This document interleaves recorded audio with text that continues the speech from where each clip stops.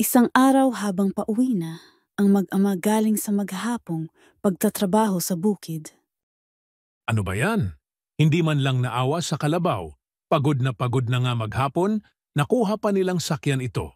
Oo nga, mag-amang walang puso. Narinig nila ang sinabi ng mga taga-baryo. Kaya nagdesisyon silang dalawang maglakad na lamang at huwag ng sakyan ang kanilang kalabaw. Hay naku! Ewan ko ba kung bakit may mga taong ganito mag-isip. May kalabaw naman pero ayaw sakyan.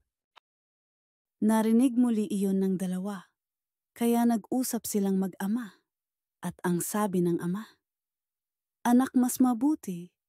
Nasakyan mo ang kalabaw natin para di ka na mapagod." At pumayag naman ang anak.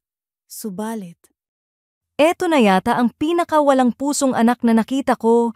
Akalain mo bang siya pa ang nakasakay sa kalabaw, samantalang ang kanyang ama na may edad na ay hinayaan niya lamang maglakad? Ganito na ba talaga ang mga kabataan ngayon?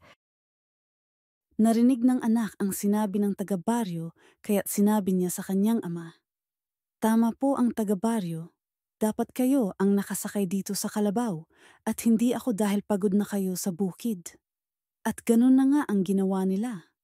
Subalit, Ang buong akala ko, walang magulang na kayang tiisin ang anak, pero ibang klase ang isang to. Mas ninais niya pang mahirapan ang kanyang sariling anak kesa sa kanya? Nasa ng pusong magulang kaya nito?